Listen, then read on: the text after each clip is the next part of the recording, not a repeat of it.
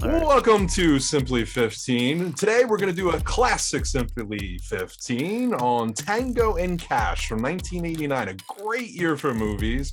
What do we have? Batman 89. Yes. We had Tango Indiana Cash. Jones. Oh Yeah, yeah. Last Crusade. Yeah. Tango Cash. Lethal Weapon. Oh yeah. Lethal Weapon 2. Ghosts. 2. I think it's Lethal Weapon 2. Great year. Tango and Cash comes out. And this is a movie that I didn't see until later on in life, actually. And what do you guys think about it? I'm this one's I'm a little curious about it. I'm not gonna go first this time. Oh. Okay, All Let's go Matt Oh. first. Yeah. All right. Give me your map. Give me your map. I guess for this, I'll say I'm cheating, but I believe this is one word. I'm going to use the word catchphrase. Oh, that's one word. That's one word. I mean, it introduced everybody to FUBAR, basically. Definitely did. FUBAR. Everybody knows what the fuck FUBAR is.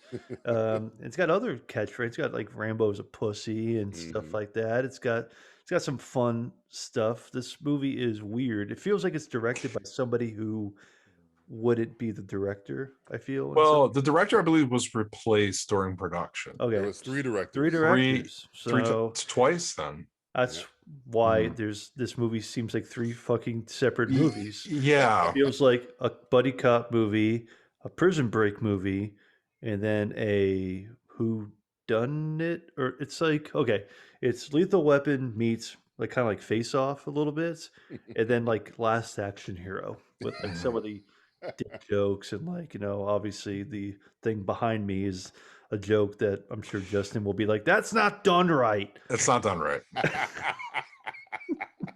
No, the correct way, that's a great scene. The correct way would have been they walk away thinking it was a dud, and in reality it wasn't, and all you saw off screen was pew! And they look at each other, and that's it. That's it. It's like whoops, dude, and then they play some Whoopsie music or something like that, or like did you get the right one? No. guitar. Did you get the right one? No, I think you got the right one. I guess they needed this. He was like the henchman who was like, because He needed to come back later for the final fight. The guy from Cabin Boy needed to be in the final fight scene. Yeah, Fifth Element. Fifth Element as well as like, Blade Runner, probably his most famous. Blade Runner, yeah. See, I said Cabin Boy, obviously. So Cabin Boy, yes, we'll have to do Cabin Boy another time. DJ, what's your one word for Tango and Cash? Mine is bittersweet. This film is so good.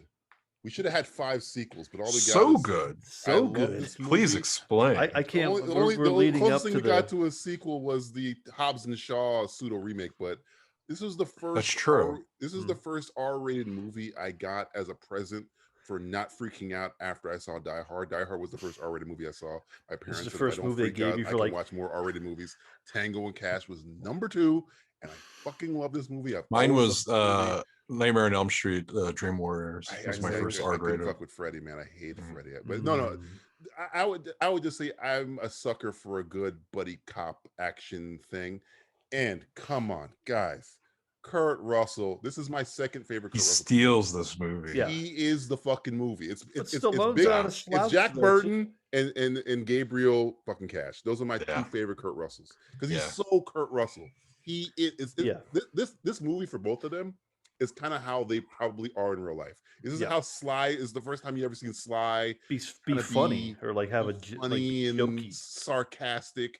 And this is the first time you kind of, not the first time you've seen Kurt Russell, but this is so, I don't even think he has a script. This is Kurt Russell's movie. Yeah. I like this movie a lot. My one word would be goofy. That's fair enough. And the reason why I picked it is because I like this movie. I do. But boy, does it get weird and goofy sometimes. And this is to what Matt was even saying, where we had multiple directors. Starts off. Cinematographers. Whose movie is this? This is a mishmash of different things, because at the end it like turns into a Bond film where they get an SUV. Right. That has missile launchers. And they talk to the goofy guys like, "Hey, don't wreck my car." And the scientist is all goofy as well. Yeah. I kind of know the history of what happened here. Sylvester Stallone fired Barry Sonnenfeld, who was going to be the cinematographer, by the way. He also was kind of producing a lot of this movie, and the original director wanted to make it serious with Stallone. They wanted to keep it serious, and the producers wanted to make it more jokey. The director got fired. They hired the director of Purple Rain to do a lot of the reshoots at the end, and then he ran out of time, and they got another director to finish it off. And also, which is amazing to me, do you know who's going to play Cash before Kurt Russell? Who's going to play Cash before Kurt Russell? Here's a hint. Mullet was going to stay. The mullet was going to be included. I don't. Like Hulk Hogan? No, no, a little guy named Patrick Swayze who had to drop out to play in another movie called Roadhouse. Roadhouse. Yeah. Okay. Who won in that deal? Which is a better movie. I think we both win. I love Roadhouse. It's a win-win. I mean, win-win situation for me. Because you didn't. Yeah. It's like you never really saw like Swayze doing it. It was all like coming off Dirty Dancing and all that shit. It was like, no, is he going to be funny enough? This is a fun. It's got Zadar in it. Robert Zadar's in it. That shit. That's the first time I've seen him in anything. This is the first. Chin. Holy crap! Oh, yes. And another movie that's this year in 1989 also starred my number one Jack guy. Palance. He was on. See, Jack Palance. Here's another thing, because you're talking about the scene. I love the bad cop, worst cop scene. I love it. And they didn't kill him off probably because Jack Palance was supposed to be the main villain when it was serious, and when it got goofy, they kept in this guy. I forget his name. This Yeah, guy. I mean, Jack, the bad guy, he runs this huge, and he's even got like his own little army. So at the ends when they're fighting them, and they have that special SUV vehicle thing. Yeah, right. They have like all these special vehicles, and they're chasing, and there's Earth explosions. It is monster trucks. Yeah, it was like a ridiculous scene. This like movie is bizarre. I would say even bizarre would be a word for it to describe this movie. It's a good movie, and there's a lot of misses. It's a confounding movie. Terry Hatcher's in it. Do you know the biggest miss? My biggest miss of the movie is you have Jack Burton and you have David Lopan, and yet Jack Burton doesn't get to kill David Lopan. No. It seems like a missed opportunity. It was like, maybe this is a little too on the nose. He was right there. He was right there. Yeah, the next time Tango and Cash got together, do you know what movie it was? Technically, Galaxy. No. Which one? Guardians of the Galaxy Part 2. Oh, yes. Wow. Right. Man, I forget that they're both. That's I forget a that cliffhanger Stallone's reunion and a Tango and Cash reunion. Yeah, Sylvester Stallone is great in this movie because he plays a different type of character. He really doesn't play. He plays more like of the same himself. character he kind of plays like in Demolition Man a little bit. He's and they make like a lot of I would love to see what the script's like, because they say a lot of like inside jokes. There's the Danish joke, which is my understanding was a reference to a divorce that he was having from a certain Danish lady at the time. I don't like Danish. But Kurt Russell fucking steals this movie. So it's clear that I was going to ask you guys going in, are you a Cash guy or a Tango guy? But because we're all in unison, Cash. It's Cash all day. And I'll tell you why also. I watched this movie this weekend. I watched Cliffhanger, which is a better film all around, I think. Also has better lines in it, which I really want to talk about one day, because some of the lines are absolutely fucking fantastic. Oh, yeah. I watched this next, and then to seal the evening, I watched Tequila Sunrise. I hope he got laid after all that, or laid during it, maybe. Tequila Sunrise to me is a movie where, again, Kurt Russell really does a great job, but Mel Gibson, I think, does a fantastic job as well. And fucking Raul Julia is the shit. One of my all-time favorites. And he plays that's such a great villain. They're joking around, like, after, betraying the other guy, and they, shoot each other. And he's like, "You shot me." And he's like, bleeding. And it's great, but it's that same feel. But I think it's just done in a solid, more of a solid film, where it's more continuity wise, it's easier to watch, where this is just kind of like all over the place sometimes. But how come we don't get the Rambo jokes? We don't get shit like this, and like to DJ's Shaw was the closest you get that, but to it's still not. I don't.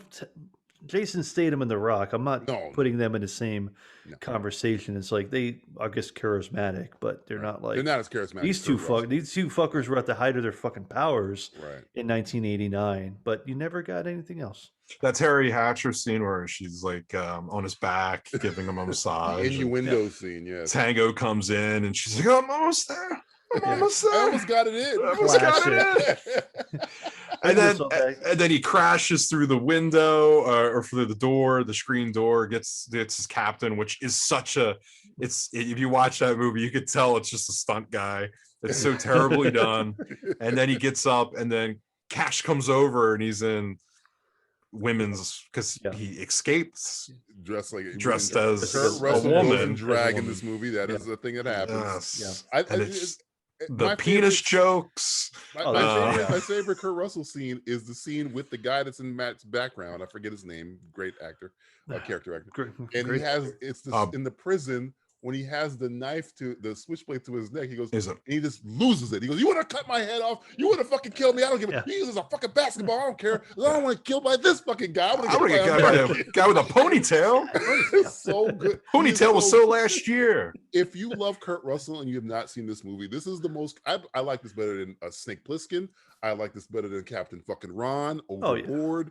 This is prime Kurt Russell. But you don't like this quite as much as Jack Burton, though. Jack Burton is the best. I think I enjoy. I don't know. Jack Burton was like, suave, kind of like, but near to well, like working man's hero. Jack Burton's in another movie where he's the hero, but in that movie that he's in, he's not the hero, and that's what makes Jack Burton so cool. That's why I like Jack Burton. He thinks he's the hero of the movie when he's not. That's what's great. Yeah, Stallone's great though too. I don't want to keep saying that, but honestly, it's just he gets outweighed in this movie. He's good in that scene. The scene on Matt's background, when he's both great in that scene. The psycho cop and Kurt Russell, who can sell ice cream to a freaking Eskimo, you believe him. And isn't the line like, "Oh, you just fell for good cop, even worse"? Worse cop. Bad cop. But Kurt Russell goes, he does this long rant about, I knew all the things about you, Section 8. You're out of your fucking mind. And Sylvester Stallone's like, yeah, I'm crazy as fuck. That's right. Bloodshed for bloodshed. Fuck this. I'm leaving. And it's great. And I would have wished like they got the information from him and he walked away, and then like off screen, like I said, boom, it explodes. And they look at each other and they start going back and forth. The script was rewritten by the guy who wrote Lethal Weapon, so and he did it without credit for his work because really I didn't know that. The making of this movie, because I realized why there wasn't a lot of sequels. That's a remake I would like to see. The making of this movie I would love to see. It was a disaster. Apparently, everybody. A lot of cocaine, a lot of firing, a lot of crazy shit. Really? Right. I'm guessing Peters, right? Good. Didn't John Peters produce this? Yes. Because this was a WB. That was the big head comp. So they had Batman '89 at the same time. They had this going.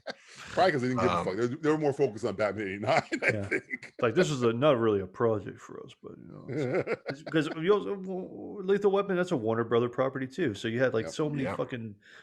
Warner was killing it. They were murdering the game. Now look at them. They're fun. Keep tripping over their own dick. They hired a third grader to design their new logo. Are you smart? Are you more creative than a third grader? Do you have MS Paint? You can work for Warner Brothers. Old Clippy comes up. It's like I had so many jokes with clip art. Yeah. This is like your dad in the household going, "We're cutting costs everywhere." Yeah. But Dad, we need to make a logo. I got it. Get out of here. I can make a logo. I know how to work a computer. They know what we are. How do you start this thing here? One thing that I hate about Warner Brothers is they cannot let go of the title sequence to Superman. No. It's always that fucking 3D font. And they never will. Well, that was 15 minutes of Tango and Cash. A fun, goofy little movie to watch. I highly recommend it. It's a little cringy, I think, sometimes by all the jokes. But fucking Kurt Russell, man, he really just makes it. You just go along with Kurt Russell. And you'll be fucking okay. love muscle.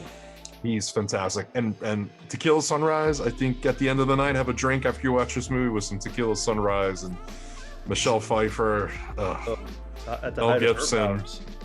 Lizzie spoke very eloquently, but I'd like to do the same. But I'd like to say this whole fucking thing sucks. My other favorite Kurt Russell line in that movie.